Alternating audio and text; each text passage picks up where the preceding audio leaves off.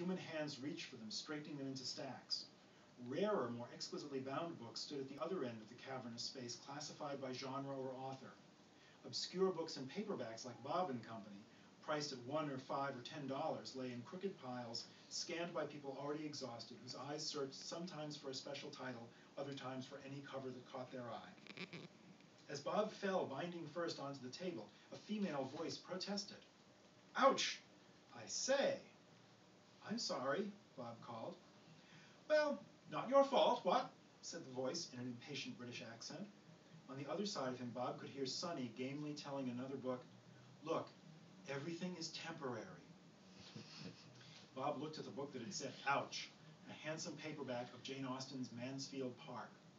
Bob liked the look of her and found encouragement in her crisp tone, so he introduced himself to her. "Pleased to meet you," she said. "My name is Angela." "Not a lot of room here, what?"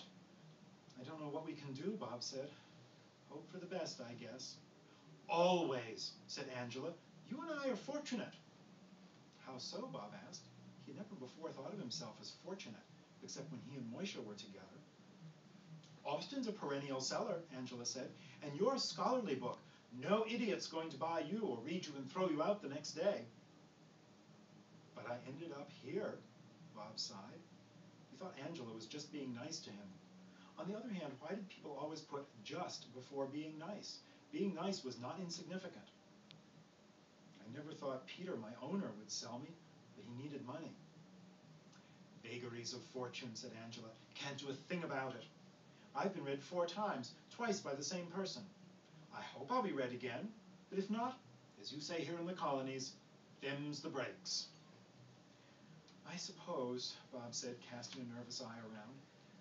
People loomed over him, scanning covers. A middle-aged man with a dark tan and a hairy face riffled through him, but put him back. Sonny was trying to lift the spirits of some other paperbacks to Bob's left. "You are not your cover," she said. "There's a quote from Gandhi in my 2nd chapter, and he says..."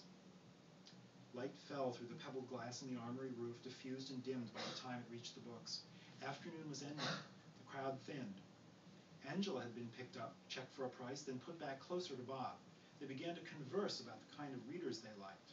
Bob had not mentioned Moisha yet, and his dream of being underlined and highlighted.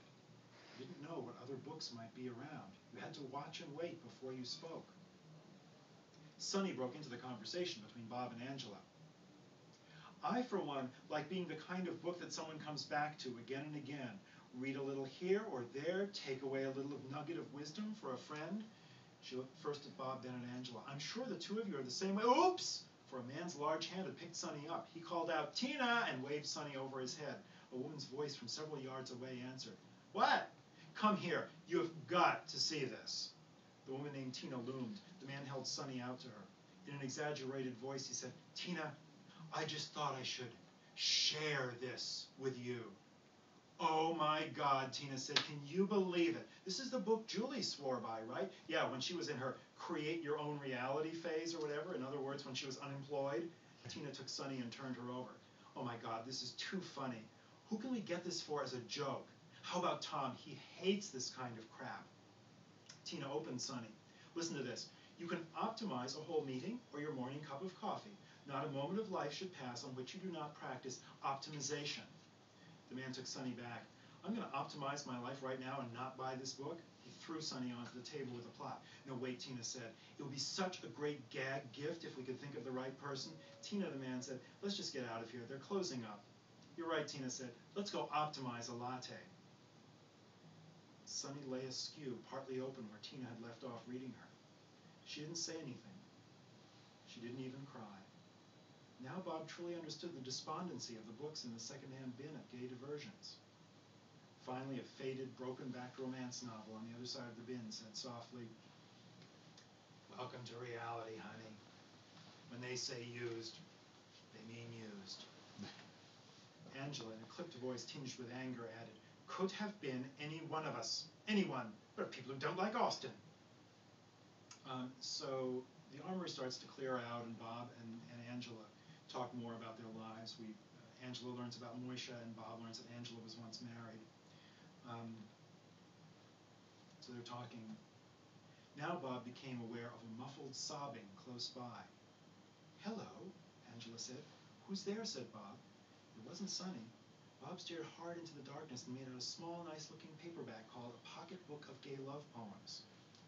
"What's the matter?" Bob asked. When the small volume finally collected himself, he managed to stammer out in a trembling voice, "I was in love too. Once."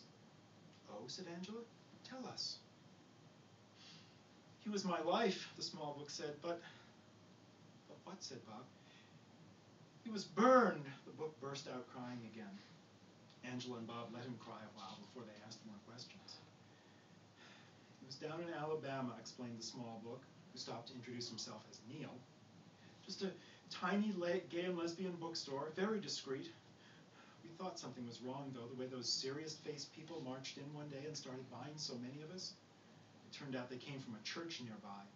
That Saturday night they were having a book burning, gay books, lesbian books, anything dangerous or liberal. Catcher in the Rye, Chaucer, for heaven's sake. It was awful. The screams. I can't even think about it. I was saved.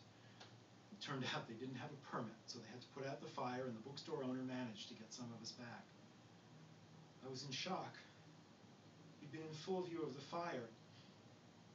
I saw Jerry go. Jerry was my... And I saw him go. He called out to me and said he loved me, and then he was gone. Eventually the store went out of business, and someone from up here bought us. Someone running a sale like this one. I've had a couple of owners since then, and now I don't know what to do." "Well," a deep voice said suddenly from the darkness, "if you ask me, this Jerry got what he had coming to him." They all froze. "Who's there?" Bob and Angela said at once. They looked up, and in the dim moonlight filtering down from the ceiling, they saw a hard cover looming over them. "How to Live, Restoring Christian Values to a Secularized Society," by the Reverend J. Terence Carmody. "Name's Fred," said the Carmody book. "I overheard every word you said," he sneered at Neil, "and you disgust me. You're what's wrong with this society. And you," he glowered at Bob, "a 700-page excuse for pornography. And who's your friend, some so-called foreign classic, people playing croquet on rich estates? You know there's only one book people need, and that's the Holy Bible." "If that's the case," Angela shot back, "then they don't need you." But Fred went right on, condemning all three of the friends, and adding that Tina's boyfriend had been right to throw Sonny back. "Self-help," Fred sneered. "The only true help comes from our Lord." Bob shuddered to think what this book would say if Moisha were there. Hal might face Fred down. Hal is another book we've met. But sweet Moisha would have no more idea what to say than Bob had, or Neil. But then a new voice rang out. What?